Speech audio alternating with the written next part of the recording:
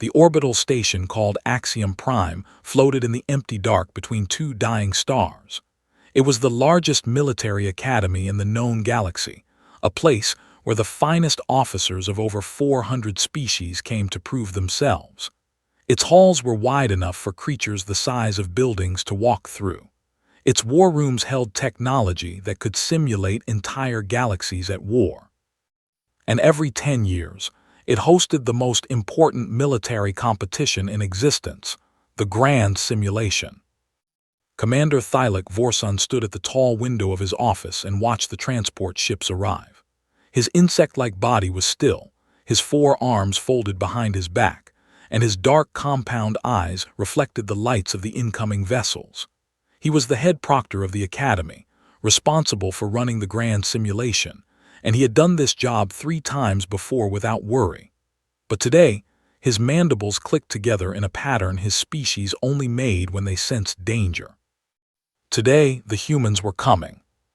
He turned away from the window and looked at the list on his display. 16 species had sent teams. The Velthari Hive Command, his own people, were the favorites. They held the all-time record for completing the simulation, 4.2 galactic years, roughly 6 days in real time. The reptilian Draxi warlords were always strong. The soft-spoken Urani were clever with diplomacy. All of them had sent large delegations, 30 to 50 officers each, as was tradition. Earth had sent 6 people. 6. Vorson's mandibles clicked again. He pulled up the file on the human team leader, Captain Mara Voss, 34 years old, former soldier in something called the United States Marine Corps. Her service record was short by galactic standards but filled with words that made his translator struggle: combat deployment, urban warfare, counterinsurgency. He did not fully understand what all of these meant, but the tone of the documents was clear. This woman had spent most of her adult life learning how to end lives. He closed the file and walked to the briefing hall. The hall was already full when he arrived.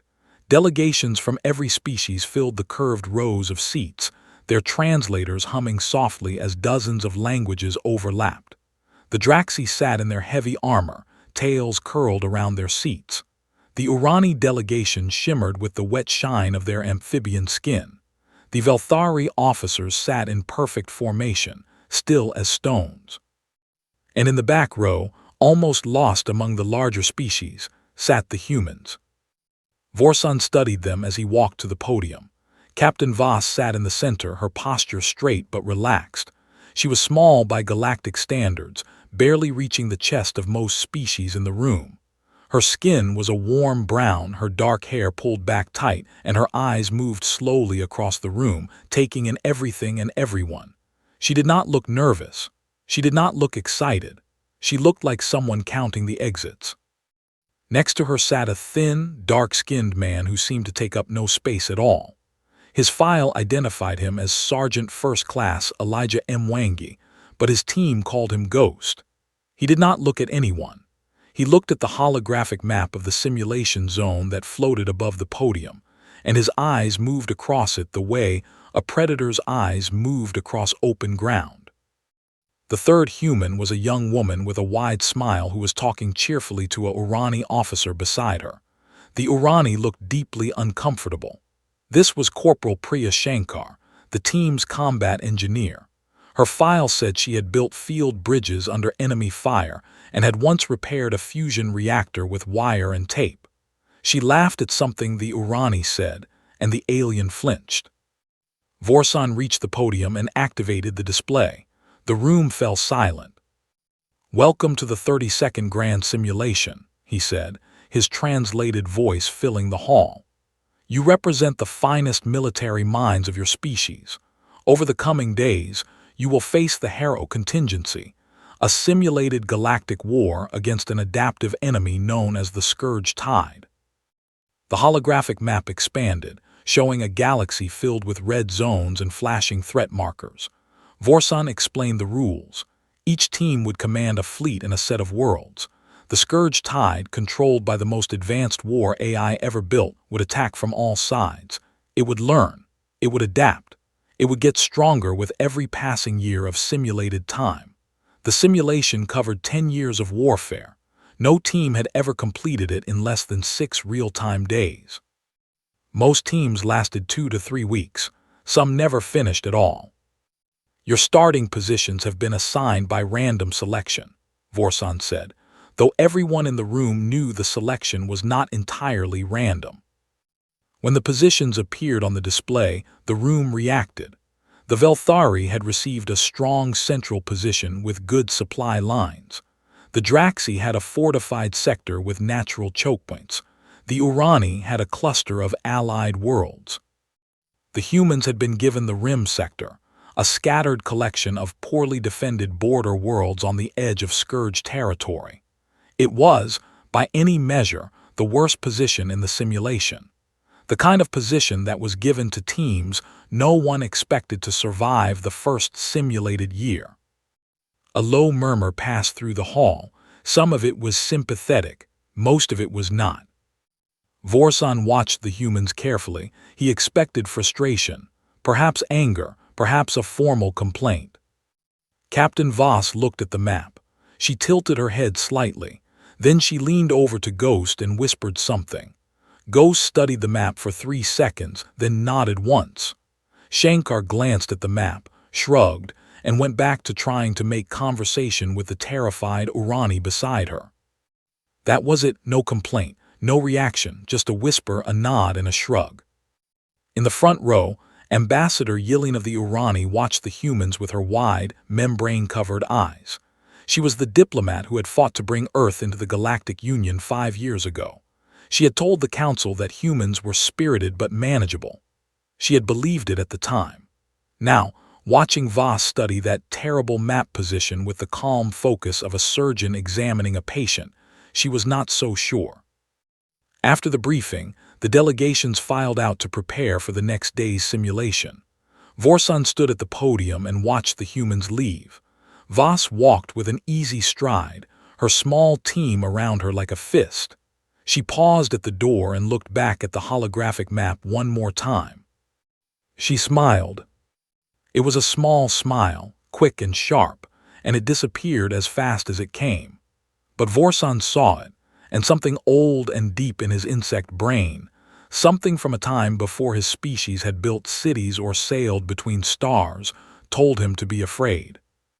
High Arbiter Draylan, the ancient tree-like elder who had judged simulations for 200 years, stood in the shadows of the gallery above.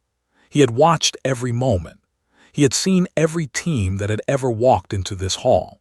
He had seen confidence, arrogance, fear, and determination in 1,000 forms. He had never seen what he saw in the eyes of Captain Mara Voss. It was not confidence. Confidence was hopping you would win. What he saw in the human's eyes was something far older and far more dangerous. It was certainty. He settled his ancient roots into the floor and prepared himself. Tomorrow, he suspected, was going to be unlike anything the galaxy had ever seen. He was right, but even he could not have guessed how right he was. The Grand Simulation Chamber was a cathedral of war. It sat deep in the heart of Axiom Prime, a circular room large enough to hold a starship, with 16 raised command platforms arranged around a central holographic display the size of a small moon. Each platform held a team and their equipment. Above them, a glass-walled gallery allowed hundreds of observers to watch every move. The chamber hummed with energy as the 16 teams took their positions. Officers adjusted their displays, checked their fleet assignments, and spoke in low, focused voices. The Velthari moved with mechanical precision, their insect bodies clicking as they arranged themselves in their famous diamond formation, a command structure they had used for 1,000 years. The Draxi growled orders at each other, their heavy tails thumping the floor as they prepared defensive strategies. The Urani murmured together in their wet, musical language, already planning which simulated factions they would try to turn into allies. On Platform 16, the furthest from the center and the smallest in the room, the 6 humans set up their equipment in silence. Voss stood at the main display. Ghost sat behind her at a secondary console. Shankar crouched under the platform's power unit and made adjustments no one had asked her to make. The other three members of the team, Lieutenant Park, Specialist Okafor, and Sergeant Reeves, took their positions without a word. They did not speak because they did not need to. They had trained together for 2 years. They communicated in glances, nods, and the small movements of hands. High Arbiter Draylen activated the simulation from his seat in the gallery. His deep, wooden voice echoed through the chamber. The Harrow contingency begins now. The central holographic display exploded into light. A galaxy appeared, billions of stars, thousands of habitable worlds, and spreading across the eastern spiral arm like a dark stain, the scourge tide. Red markers showed enemy fleets, enemy bases, enemy factory worlds churning out warships. The scale was staggering. This was not a small battle. This was a war that spanned light years, and the AI that controlled the enemy had been designed by the greatest minds of 12 species over 40 years.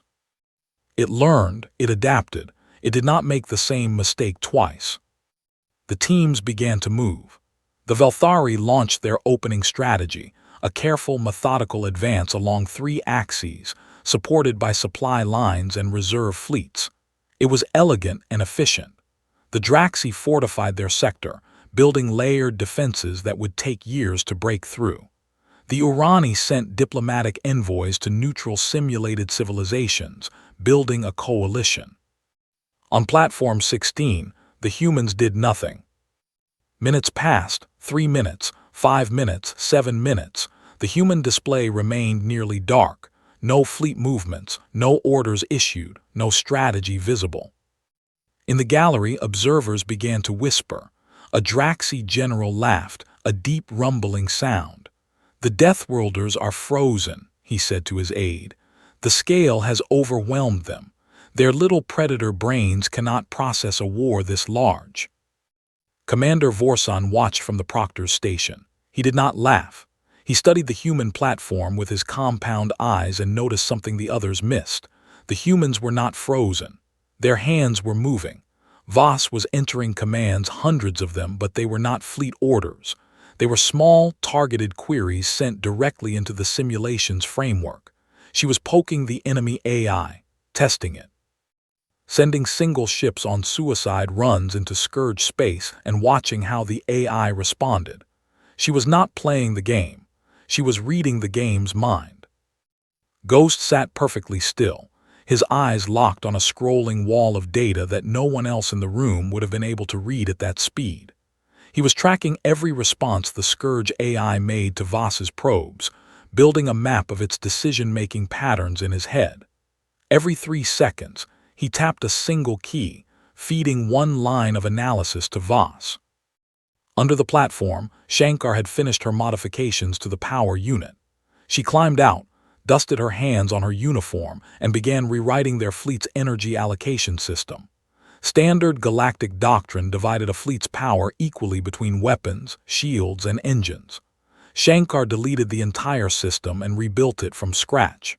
She gave 60% to engines, 30% to weapons, and 10% to shields. Lieutenant Park, watching over her shoulder, raised an eyebrow. 10% shields. Shankar grinned. Can't get hit if they can't catch you. At the 11-minute mark, the gallery had grown bored of the humans. Attention had shifted to the Velthari, who were making their usual strong opening, and the Draxi, whose defensive fortress was already taking shape. A few observers glanced at Platform 16 with pity. The humans had wasted their opening. They would spend the rest of the simulation trying to catch up. At the 12-minute mark, Captain Mara Voss straightened her back, looked at Ghost, and said one word. Now, what happened next would be talked about for 100 years. Every ship in the human fleet moved at once, not in formation, not along planned routes. They scattered like shrapnel from a bomb, each ship or group of ships racing toward a different target at speeds the simulation had never seen from player-controlled vessels. Shankar's engine modifications had turned their standard fleet into the fastest force in the galaxy. Voss hit the Scourge on 3 fronts simultaneously, But she did not attack the way the simulation expected. She did not target military bases or enemy fleets. She targeted the connections between them, the supply routes, the communication relays, the refueling stations. She cut the Scourge's body into pieces before she started killing the pieces. On the first front, she sent a squadron of fast corvettes directly into a Scourge sensor network. They did not fight the defense fleet. They flew past it, too fast to catch, and destroyed the sensors behind it. The Scourge defense fleet was suddenly blind. On the second front, Ghost directed a wave of converted cargo ships, civilian vessels that Shankar had quietly loaded with mining explosives, into a Scourge factory world's orbit. They detonated in a pattern that created a debris field so dense that nothing could enter or leave the planet. The factory was not destroyed. It was imprisoned. On the third front, Voss did something that made the Velthari proctor on duty physically step back from his console. She ordered her communications team to flood every Scourge frequency with noise, not jamming signals, but random data, billions of lines of meaningless information. The Scourge AI had to process all of it to check for real communications hidden inside. For 45 simulated seconds, the most advanced war AI in the galaxy was forced to waste its processing power reading nonsense. In those 45 seconds, Voss's main battle group tore through the weakened Scourge line and captured 2 star systems. The simulation clock jumped. Simulated year 1 passed. Then year 2. The human display, dark and quiet just minutes ago, now blazed with movement, territory markers, and flashing victory indicators. The gallery had gone completely silent. Commander Vorson stared at the human display. His mandibles clicked rapidly, a sound his species had not made in 10,000 years of civilization. It was the sound his ancestors made in the dark forests of their homeworld when they smelled something at the top of the food chain. The Draxi general who had laughed was no longer laughing. He stood at the gallery railing, his clawed hands gripping the metal so hard it bent. High Arbiter Draylan leaned forward in his seat. In 200 years of judging simulations, he had never leaned forward. On Platform 16, Voss did not celebrate. She did not pause. She looked at the map, looked at Ghost, and said, "Phase 2, let's pick up the pace." Ghost nodded. Across the chamber, on Platform 1, the Velthari Hive commander turned to Vorson's second-in-command and asked a question that had never been asked in the history of the grand simulation. Is it permitted to stop our own campaign and simply watch theirs? The answer was yes. Within 10 minutes, 3 more teams had done the same. The humans did not notice. They were busy. By the 25th minute, the gallery above the simulation chamber was full. Word had spread through Axiom Prime like fire through dry grass. Officers, cadets, diplomats, engineers, and even kitchen staff had abandoned their duties and crowded into the observation deck. Some stood on chairs. Some climbed onto each other's shoulders. A Koreth botanist who had never watched a war game in her life was pressed against the glass, her wooden fingers gripping the railing, unable to look away. Below them, on the central holographic display, the human campaign burned across the galaxy like a spreading wound. Blue markers, the human forces, had consumed nearly 40% of the Scourge Tide's territory. The red stain that had once dominated the eastern spiral arm was breaking apart, collapsing inward, fragmenting into isolated pockets of resistance. The simulation clock read year 5. No team in the history of the grand simulation had reached year 5 in under 2 real-time days. The humans had reached it in 25 minutes. On Platform 16, there was no celebration. Voss stood at her display with the same focused calm she had carried since the beginning. Ghost fed her data in short, clipped sentences. Shankar hummed a song under her breath as she recalibrated their fleet's weapons systems for the 3rd time. The rest of the team worked in smooth, practiced silence. But something was changing.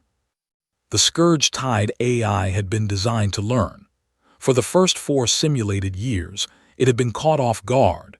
The human tactics were so far outside its programming that it could not predict or counter them. But the AI was built to adapt. And now it began to do exactly that. It studied the human patterns. It analyzed their speed, their aggression, their willingness to sacrifice ships for strategic gain, and it began to fight back. Scourge fleets that had been retreating suddenly turned and attacked with new formations. Factory worlds that had been blockaded began producing a new class of warship, faster, more heavily armed, designed specifically to counter the human fleet's speed advantage. Communication networks that had been disrupted rebuilt themselves with encryption the humans had not seen before. The Scourge tide was evolving. In the gallery, a ripple of grim satisfaction passed through the veteran observers. This was the wall. This was where every team that had ever performed well in the simulation hit their limit. The AI's adaptive phase was designed to be overwhelming. It turned the enemy's own success against them by learning from every battle it lost. The Velthari had hit this wall during their record run and spent 4 real-time days grinding through it. The Draxi had hit it and never recovered. The Urani had hit it and surrendered. Ghost saw it coming before anyone else. He had been tracking the AI's behavioral shifts since the simulation began, and at the 26th minute, he leaned forward and spoke his first full sentence of the day. "It is adapting to our speed and aggression. It is building counters. Within 2 simulated months, it will be able to match our fleet movements." Voss nodded. She had expected this. She turned to her team and said, "New doctrine. I am calling it controlled annihilation. Here is what we are going to do." What she described next made several alien military theorists in the gallery feel physically sick. First, she ordered a retreat. Not a fighting retreat, not a strategic withdrawal, a full, visible, obvious retreat from 2 star systems her forces had captured in the early push. She pulled every ship out and left the systems undefended. The Scourge AI, seeing an opportunity, rushed in to reclaim them. Its adaptive algorithms recorded this as a success. The humans were vulnerable to counterattack. The humans could be pushed back. The AI adjusted its entire strategic model around this new information. This was exactly what Voss wanted. She had fed the AI false data. She had shown it a weakness that did not exist, and the AI had believed it because the AI was designed to learn from what it observed. It could not imagine that a commander would deliberately lose territory as a trick. No species in the history of the simulation had ever done this, because no species thought of war as something you could lose on purpose. Second, she split her remaining forces into 8 independent groups, each commanded by a member of her team with full authority to make their own decisions. This was unheard of. Every alien military doctrine in the galaxy was built on hierarchy. Orders flowed from the top down, and no subordinate acted without approval. The idea of giving a sergeant the same command authority as a captain in the middle of a war was, to most species, insanity. But humans were not most species.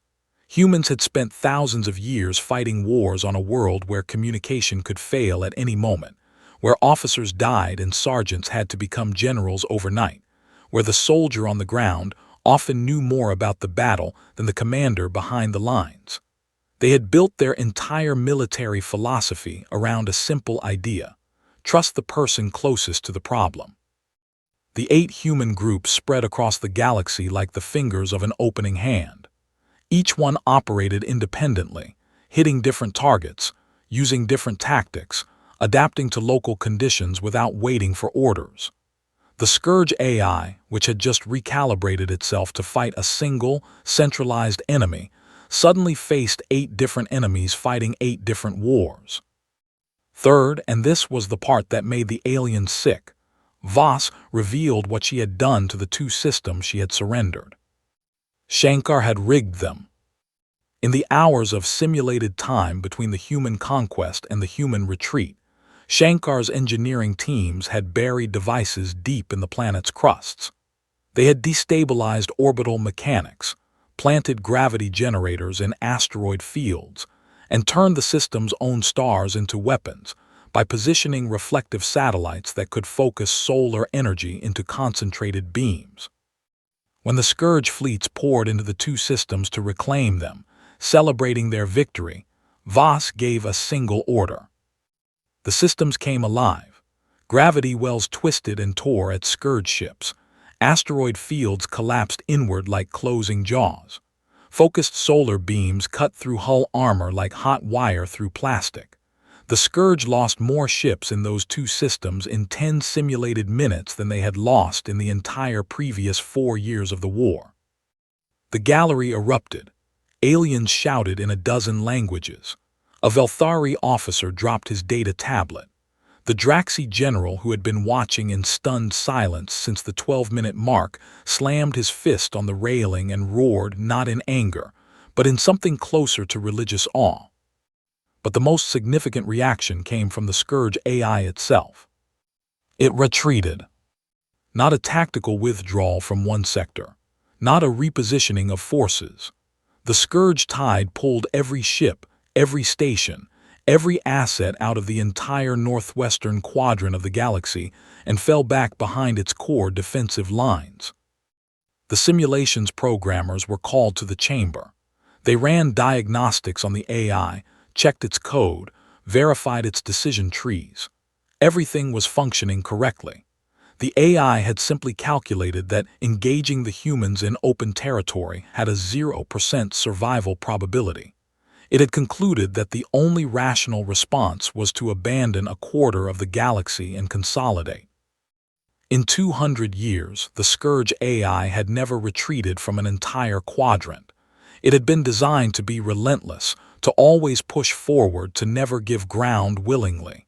The humans had not just beaten it, they had taught it fear. Ambassador Yilin sat in the gallery with her hands pressed against her face. Her membrane-covered eyes were wide and wet. A colleague from the Urani diplomatic corps leaned over and whispered, "Are you all right?" Yilin lowered her hands slowly. "I brought them into the Union," she said. Her voice was barely a whisper. "I told the Council they were spirited but manageable. I said they would be good allies." She looked at the holographic display, where the blue markers of the human campaign were spreading like a wound across the galaxy. "Stars, forgive me. I had no idea what I was vouching for." Below, on Platform 16, Voss allowed herself one small moment. She looked at her team, her 6 people, her tiny, impossible team, and gave a single nod. "Good work, now let us finish this." On Platform 1, the Velthari Hive commander had stopped watching his own abandoned campaign entirely. He had ordered his officers to record every move the humans made, every decision, every order. He understood now that this was no longer a competition. This was the most important intelligence-gathering operation in Velthari history. 40 minutes into the simulation, and the Scourge tide was dying. The central holographic display told the story in simple colors. Blue had swallowed most of the galaxy. The red stain of the Scourge, once a massive empire stretching across an entire spiral arm, had been pushed back into a tight, desperate cluster around its core worlds. 60% of its territory was gone. Its fleets were shattered. Its factory worlds were burning or blockaded or turned into traps that killed anything that came near them. On Platform 16, the humans worked with the quiet focus of surgeons in an operating room. No shouting, no celebration, just calm voices passing information and the steady tap of fingers on controls. But the Scourge AI had one final weapon. The Harrow contingency scenario had been designed with a built-in escalation, a doomsday device called the Convergence Engine. It was a superweapon of enormous power, capable of destroying an entire sector of space in a single blast. In the simulation's intended timeline, the Scourge was supposed to deploy it in year 10, as a final desperate act after a long, grinding war. It was meant to be the ultimate test, a sudden catastrophe that forced teams to adapt or die after years of hard-won progress. But the humans had not given the Scourge 10 years. They had compressed the entire war into a fraction of the expected time. The AI's loss conditions were being met so fast that its programming triggered the convergence engine early. The doomsday weapon activated in Year 8 instead of Year 10. Warning lights flooded the central display. A massive energy signature appeared in the heart of Scourge space, a weapon charging, building power, preparing to fire. Every team's display flashed red with emergency alerts. The gallery fell into horrified silence. The convergence engine fired. A beam of white light tore across the holographic galaxy. It hit the Candris sector, a cluster of 12 star systems that the humans had captured in their opening push. The display went blank in that area. When it reformed, the sector was gone. Not conquered, not damaged, erased. 12 systems, billions of simulated lives, and an entire human battle fleet annihilated in an instant. The gallery gasped. Several alien officers covered their eyes. The Urani ambassador made a sound like a wounded animal. On Platform 3, the Draxi warlord commander shook his head slowly. He had seen this weapon-end simulation runs before. It was designed to break spirits, to take away everything a team had fought for and leave them staring at ashes. On Platform 16, Captain Mara Voss did not react. She did not gasp. She did not flinch. She did not even pause. She continued entering commands into her console at the same steady pace as if nothing had happened.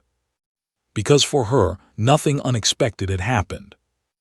Ghost pulled up a data screen and confirmed what the rest of the team already knew. Candris sector is empty. All essential assets were relocated 3 minutes ago. We lost 2 scout ships and a communications relay. 3 real-time minutes before the weapon fired, Voss had ordered a complete evacuation of the Candris sector. Every warship, every transport, every valuable piece of equipment had been pulled out. She had left behind only empty stations and skeleton crews of automated drones. The Scourge's greatest weapon had destroyed nothing but ghosts. In the gallery, Commander Vorson turned to one of his officers. "She knew," he said. His voice was flat with disbelief. "She knew the weapon was coming." His officer checked the human team's command logs. She began evacuation procedures at the 37-minute mark. The weapon did not begin charging until the 39-minute mark. She ordered the evacuation 2 minutes before there was any sign of the weapon activating. Vorson's mandibles went still. She had not reacted to the weapon. She had predicted it. She had looked at the simulation's design, understood how the AI would think when it was desperate, calculated when and where the superweapon would fire, and moved her people out of the way before the threat even existed. This was not strategy, this was prophecy. But Voss was not finished. The convergence engine had fired, and now it needed time to recharge. Ghost had tracked the weapon's energy signature during the blast and had calculated its exact cooldown period, 14 simulated days before it could fire again. 14 days. In human military thinking, that was not a window, that was an invitation. Voss turned to Shankar. "The debris field from the Candris blast, what is the residual energy output?" Shankar ran the numbers in seconds. Her eyes went wide, and then she smiled the kind of smile that made alien species want to leave the room. "It is enormous. The blast left enough ambient energy in that sector to power a small sun. If we set up resonance collectors, we could channel it into a focused energy corridor. Could you build a temporary faster-than-light beacon with it?" Shankar stared at her captain. "You want to use their own weapons leftovers to open a door behind their lines. Can you do it? Give me 4 simulated hours." Voss gave her 6. In those 6 simulated hours, Shankar's engineering teams worked at a speed that the simulation's designers had never anticipated. They harvested energy from the debris of the Scourge's own superweapon, constructed a makeshift FTL beacon, and opened a short-range jump corridor that deposited the entire human battle fleet directly behind the Scourge's core defensive network. The Scourge had spent centuries building those defenses. Layer upon layer of weapon platforms, mine fields, sensor grids, and fortress stations designed to stop any fleet from reaching their homeworlds. They were the most formidable defensive lines in the simulation, tested against hundreds of teams over 200 years. The humans did not fight through them. The humans appeared behind them, as if the defenses did not exist. The Scourge's core command nexus, the beating heart of the AI's war machine, was suddenly exposed, undefended, and surrounded. Voss gave the order. The human fleet attacked from every direction at once. The command nexus, a structure the size of a small moon, was destroyed in 11 simulated minutes. The Scourge tide began to collapse. Without its central command, individual fleets lost coordination. Factory worlds stopped producing ships. Defense networks went dark. The great red stain on the holographic display began to fade, system by system, world by world, like blood washing away in rain. But Voss did not accept the AI's surrender protocols. When the simulation offered her the option to accept the Scourge's capitulation, she declined. Her fleet continued hunting.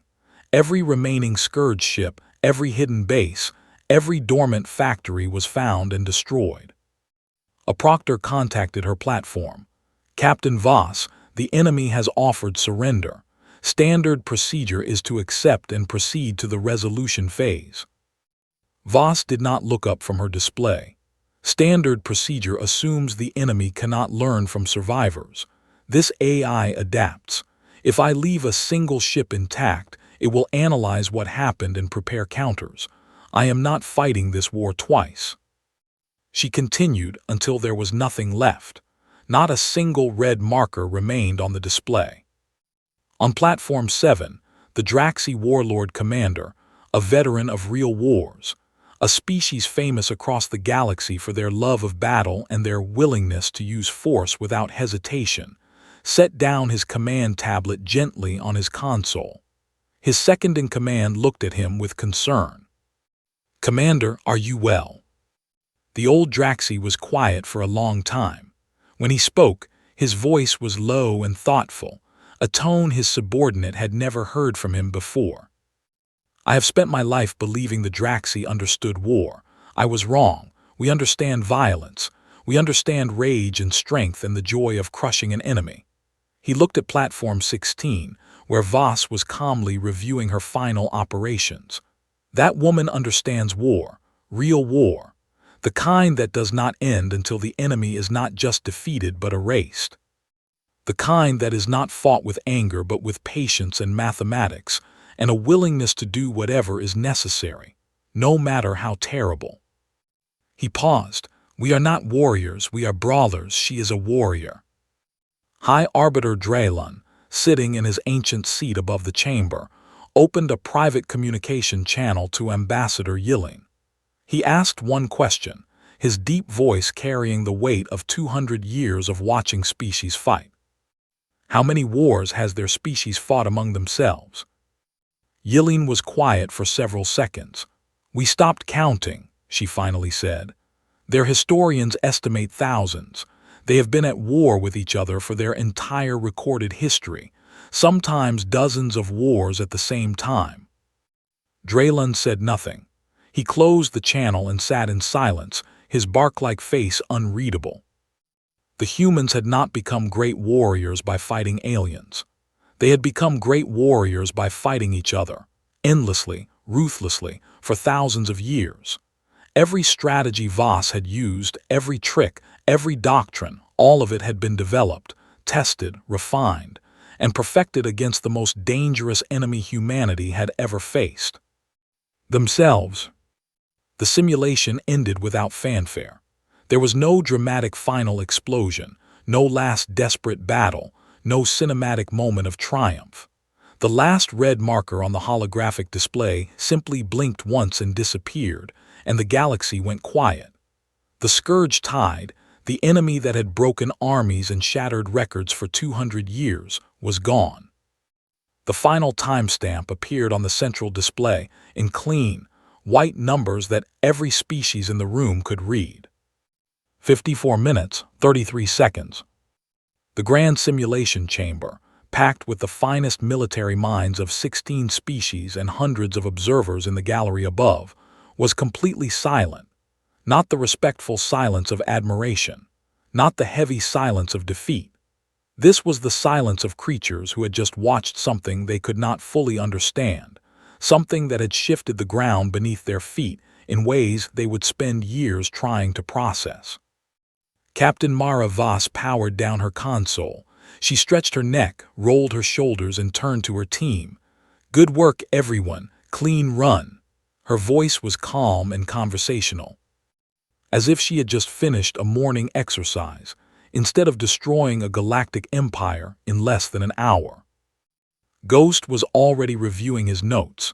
He had a small frown on his face, not the frown of dissatisfaction, but the focused expression of a man looking for errors in his own work. He found 2 moments where he felt his analysis had been too slow and marked them for later review. Shankar pulled a protein bar from her pocket and bit into it. She chewed thoughtfully, looking at the now empty holographic display, and said, "I think the FTL beacon trick could have been 10% more efficient if I had redirected the third resonance collector differently." Lieutenant Park shook his head. "We just broke a 200-year record by a factor of about 1,000, and you are worried about 10%. Shankar shrugged. 10% is 10%. In the gallery, the Urani ambassador was weeping silently.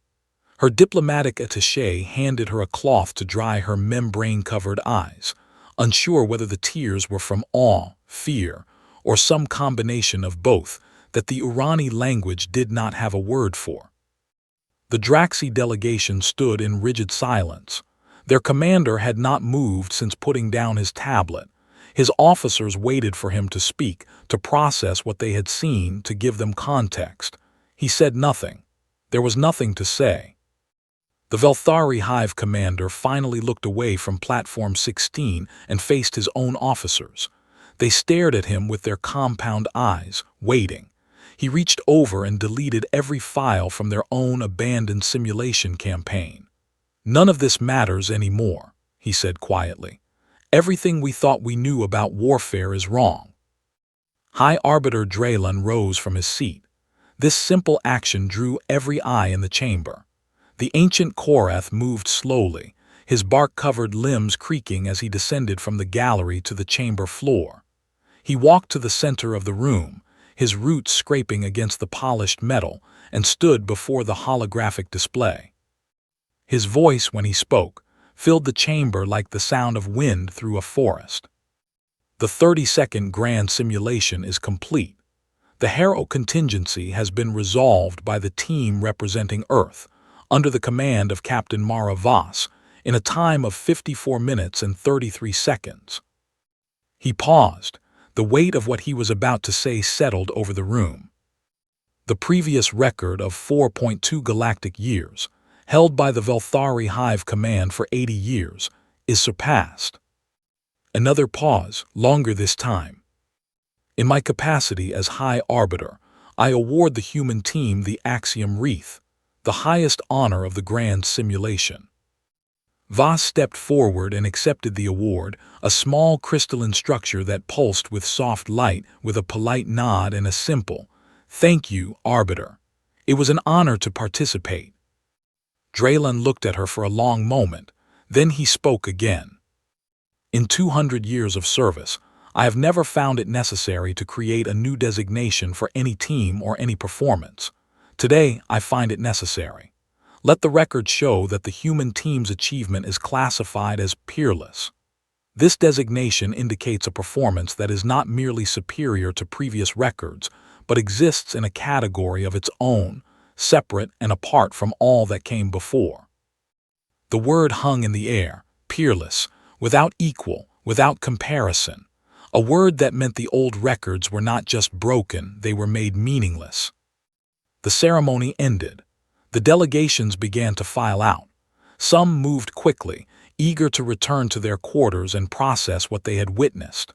Others lingered, watching the humans with expressions that ranged from admiration to barely concealed terror. Shankar, protein bar finished, wandered over to a group of Urani engineers who had been watching from the lower gallery.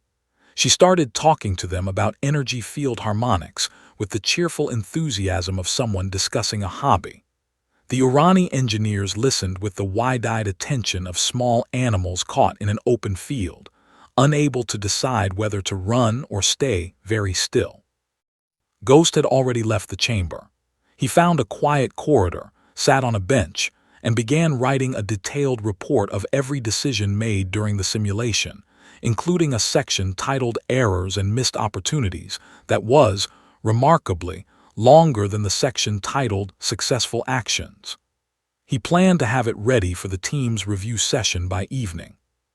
Park, Akafer, and Reeves headed for the station's mess hall, talking casually about what to eat. Reeves wanted noodles. Akafer argued for grilled meat. Park suggested they could get both. The most devastating military performance in galactic history had left them with no stronger emotion than hunger. Voss remained in the chamber for a few minutes, speaking with Arbiter Draylon about the simulation's design. She was complimentary and specific.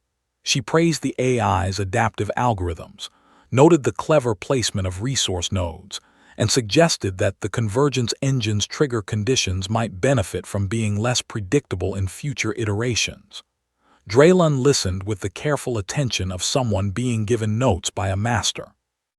It was in the corridor outside the chamber, 20 minutes after the simulation ended, that Commander Vorson found her. He had been standing there, waiting, gathering the courage to ask the question that had been burning in his mind since the 12th minute. Voss walked out alone, her crystalline award tucked under her arm, and nearly walked past him before he spoke. "Captain Voss." She stopped and turned. "Commander Vorson, thank you for running an excellent event. Your staff was very professional." He looked at her. She was so small, shorter than him by a full body length, thin and fragile-looking, with soft skin that could be cut by a sharp edge and bones that could be broken by a moderate fall.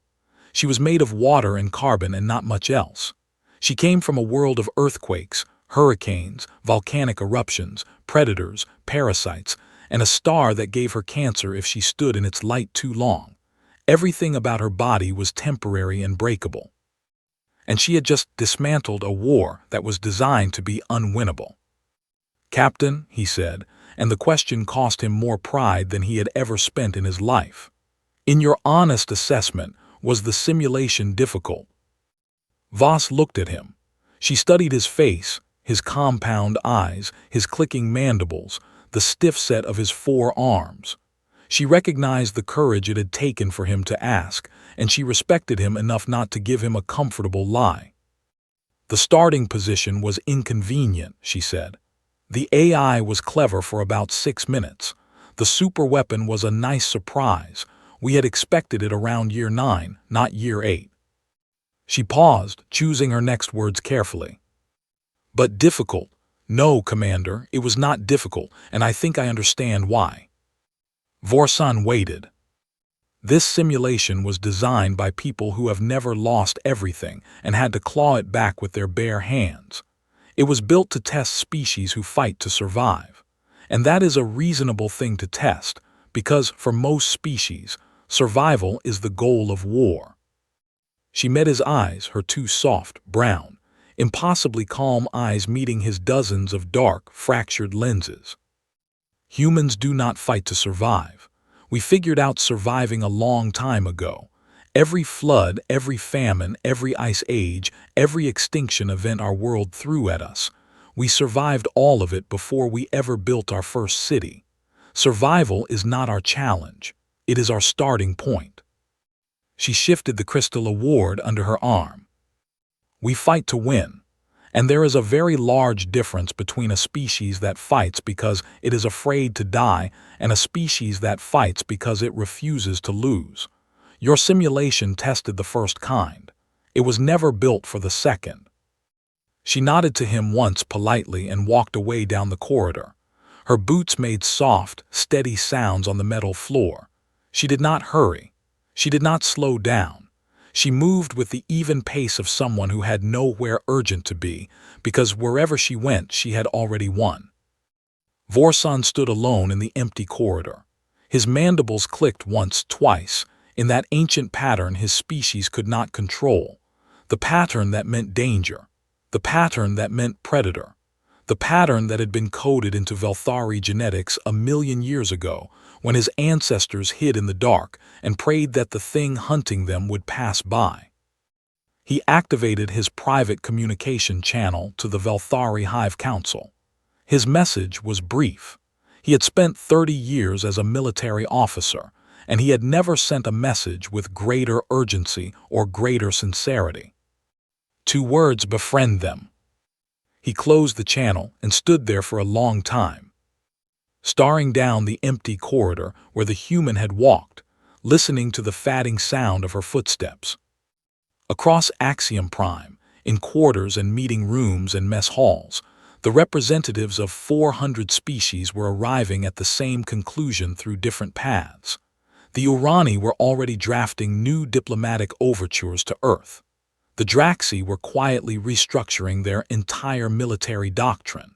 The Velthari were copying every byte of data they had recorded.